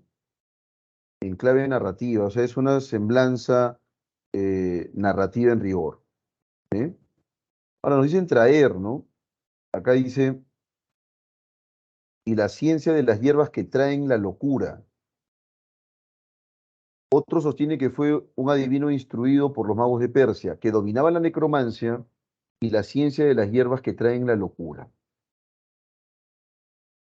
Entonces, ¿cuál sería la clave ahí? En la número 2, traer la locura. Entonces dice así, traer presenta como antónimo. Se supone que traer acá se refiere al origen de, ¿no? El sinónimo sería generar. ¿Cuál sería el antónimo? Está recontra sencilla esa pregunta. Muy sencilla esa pregunta. La C, ¿cómo no? Claro que sí. La clave correcta aquí es la C. O sea, impedir. Es todo lo contrario a generar, ¿no? Que traer ahí aparece en el sentido de generar. ¿Ok?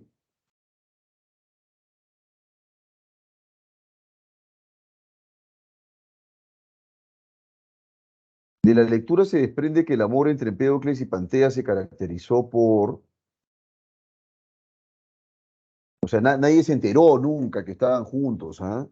No hubo ninguna señal de amor entre ellos. Se señala aquí en la lectura, ¿no?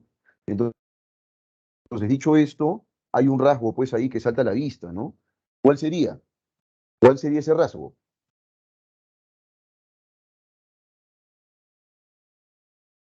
La B, por supuesto, como no, la discreción, porque nadie se enteró jamás que estos dos andaban ahí haciendo migas, ¿no? Nunca, nadie fueron muy discretos, pues claro. Sí.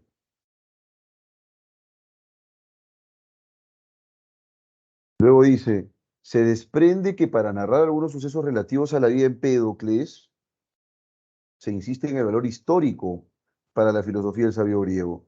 El narrador debió realizar una pesquisa arqueológica en Grecia. El autor debió meditar sobre la impronta del filósofo presocrático.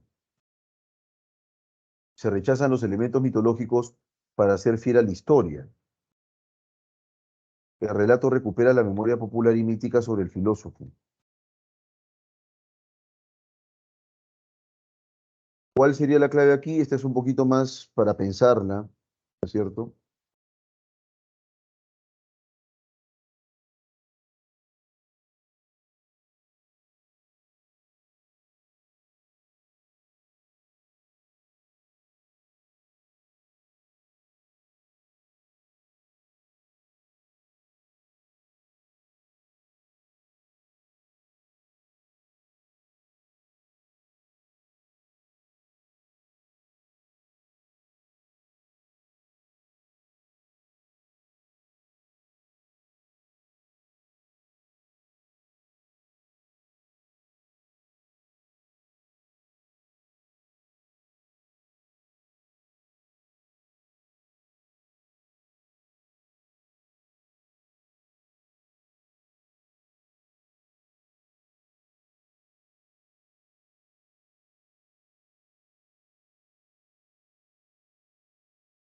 A ver qué me dicen por ahí. Correcto. El relato recupera la memoria popular y mítica también, por supuesto, ¿no? Del filósofo, es correcto. Bueno, hasta aquí la clave.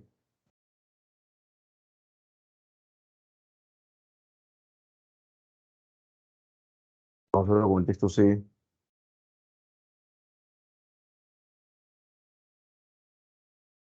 Dice acá, la novela policial tradicional oriunda de Inglaterra fue difundida con gran eficacia por Jorge Luis Borges, ¿ok? En Argentina y la zona de Río de la Plata. El escritor argentino, por un lado, buscaba crear una recepción adecuada para sus propios textos y trataba de dar a conocer un tipo de relato y de manejo de la intriga que estaba en el centro de su propia poética. Por otro lado, empleó de manera sobresaliente las claves, los procedimientos y los motivos de este género en sus propias creaciones. De hecho, su relato La muerte y la brújula es la cúspide del género policial, o sea que cultivó el género policial, ¿no es cierto?, inglés, ¿ok? Y claro, Borges eh, era pues prácticamente un nativolante inglés, ¿no? En realidad conocía muy bien la lengua. Entonces, dice lo siguiente aquí, por otro lado, empleó de manera sobresaliente las claves, los procedimientos y los motivos de este género, o sea, del género policial, ¿no? Con la vuelta de tuerca empleada al final, la forma de relato policial tradicional llega a su culminación y se desintegra, ¿ok? Las reglas del género policial clásico se afirman sobre todo en el fetiche de la inteligencia pura. Se valoran antes que nada la omnipotencia del pensamiento y la lógica imbatible de los personajes encargados de proteger la vida burguesa. A partir de esa forma, ¿no es cierto?, la narración está construida sobre la figura del investigador como un razonador puro, ¿no? El investigador, el detective, ¿no es cierto?, que puede realizar inferencias muy profundas a partir de pistas muy concretas, ¿no? Como el gran racionalista que defiende la ley y descifra los enigmas, justamente debido a que los descifra, se convierte en el defensor de la legalidad. En la novela policial tradicional, todo se resuelve a partir de una secuencia lógica de presupuestos, hipótesis y deducciones, muchas veces con el detective quieto y analítico, quien por lo general no necesita desplazarse a la escena del crimen ni revisar la evidencia empírica, ¿ok? Es decir, se aproxima siempre a la verdad a través de una secuencia deductiva impoluta, limpia, ¿no es cierto?, pura, sin mancha, que no se envilece ni se contamina con el contacto con la realidad. Por supuesto, el caso límite y paródico de esa figura es el Isidro Parodi, creado por Borges y Bioy Casares, personaje emblemático que resuelve los enigmas sin moverse de su celda en la penitenciaria. Bueno,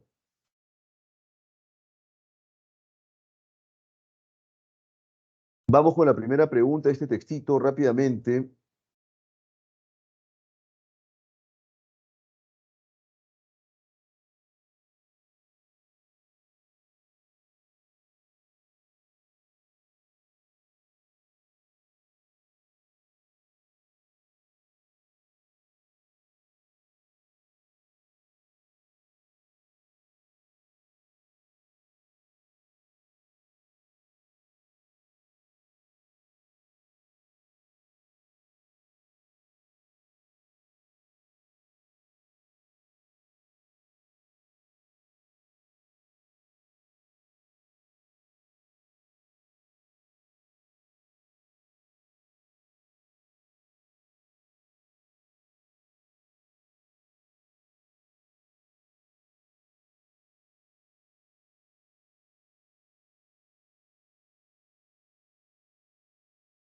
Ahora vamos a ver cómo vamos. Rápido, rápido. Nos quedan exactamente 15 minutos, ¿eh? No, 12.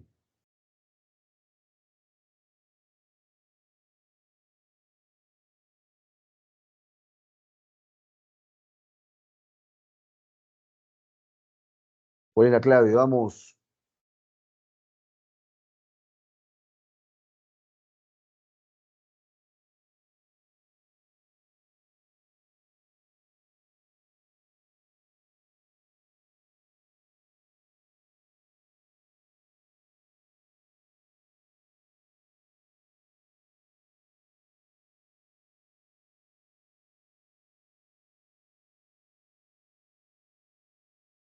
Uno c me dice por ahí Franco. Vamos a leer, Franco, no te preocupes. Dice acá, a ver, si me lo permites.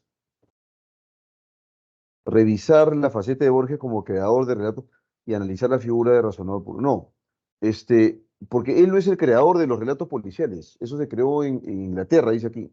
Así que eso sería falso. ¿Ok? Insisto, Borges no creó los relatos policiales. Sí. La clave correcta es acá, la E. Subrayar la importancia de Borges como difusor y principal exponente del género policial en América. ¿Ok?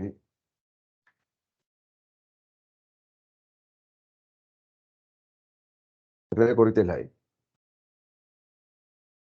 ¿Ok?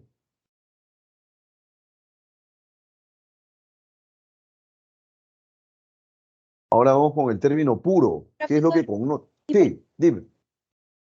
profesor, ¿y por qué no puede ser la? Disculpe. Sí, cómo no, claro que sí. La E dice acá, ¿no? No, perdón. ¿Qué estoy hablando? No, no, tienes toda la razón, maestra. Me desdigo, me desdigo. Tienes toda la razón.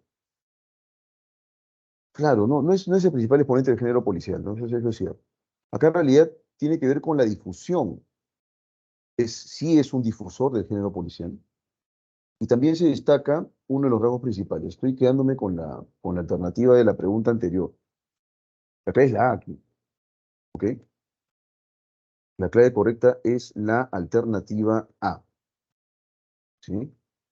Y claro, nosotros diríamos, por ejemplo, en este caso, maestra, a propósito de lo que has dicho, que en la primera parte del texto, ¿no es cierto?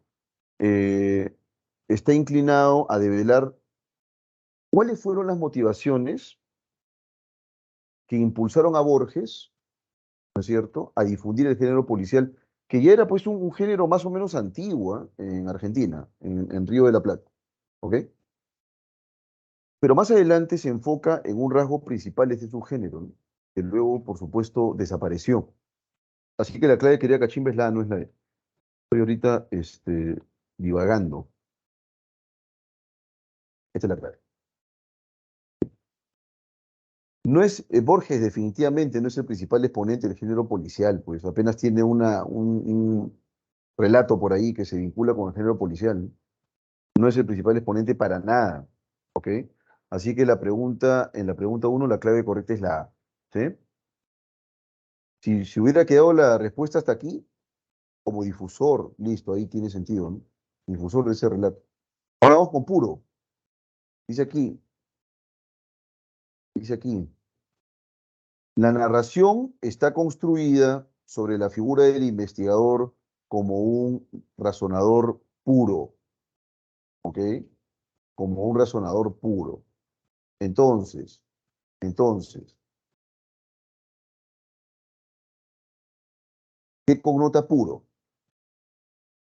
Inocencia, delectación, distancia, sobriedad, ¿no es cierto? Autenticidad. Profesor, hay un pequeño gran problema ahí, ¿no es cierto? Hay un pequeño gran problema ahí. ¿Cuál es ese pequeño gran problema? Que no sé bien, ¿no es cierto?, qué cosa es delectación, ¿no es cierto? ¿Qué es delectación, profesor? Y claro, uno podría decir es deleite, ¿no es cierto? Eso es delectación, deleite, placer del ánimo, placer sensual, ¿ok? Entonces, la E, puro connota autenticidad. No, porque es un personaje, pues. ¿Cómo sería esto de la autenticidad? Un personaje auténtico. No tiene sentido.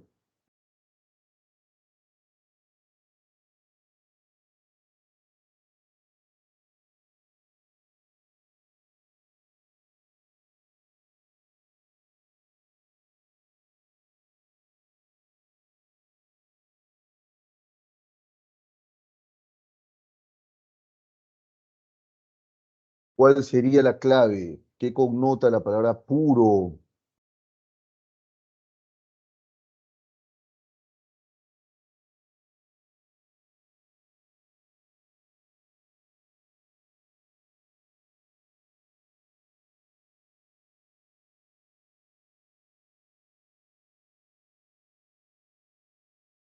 ¿Qué connota?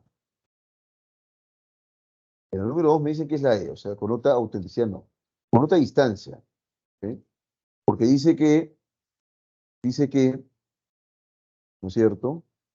El personaje no necesita pruebas, no necesita evidencia, hechos, para nada. Solamente sigue un orden lógico para razonar, nada más, ¿ok? Así que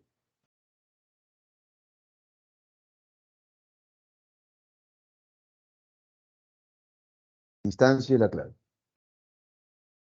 Vamos con la pregunta 3. Con respecto al papel de Borges como principal difusor de relato policial clásico, y claro, fue un difusor, pues, pero no un exponente. No es compatible afirmar que, nos piden aquí la afirmación incompatible. Consiguió expandir el interés por este tipo de textos en el Río de la Plata. Era consciente de la importancia de este género para su propia obra. También fue un escritor capaz de escribir sus propios relatos policiales. Solo sobresalió por seguir con fidelidad las convenciones del género. Esta labor fue estimulada por el objetivo de consagrarse como escritor.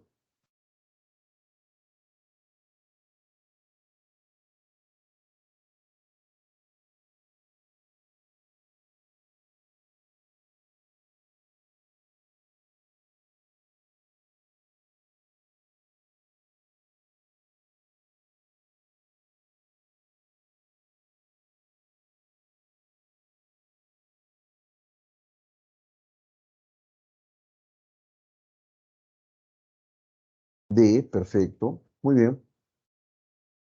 Solo sobresalió porque, no, qué fidelidad, ¿no?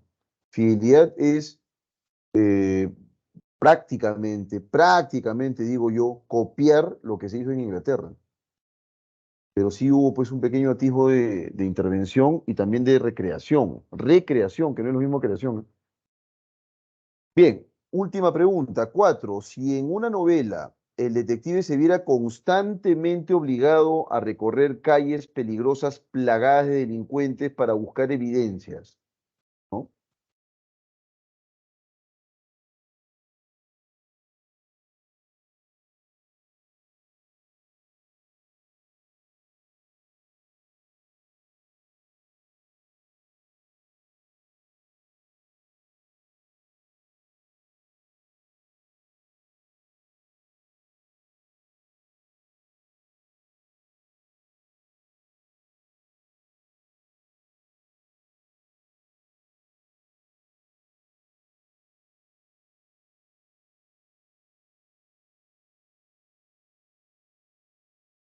¿Cuál es la clave?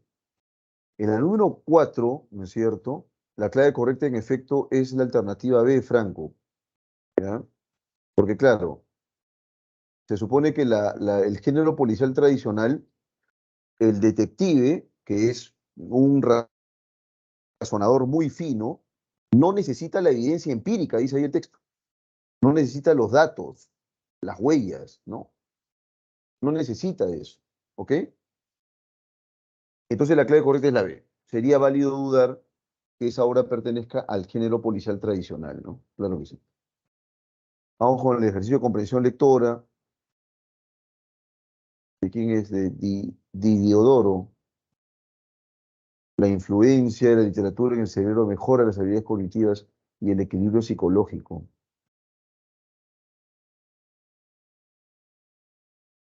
¿Mm?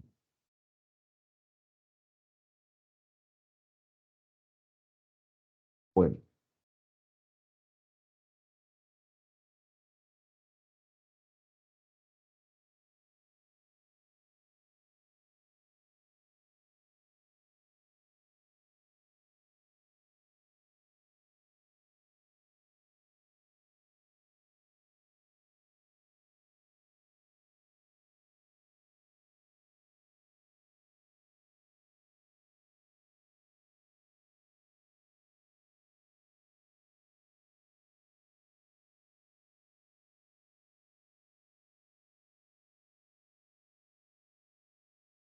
bueno.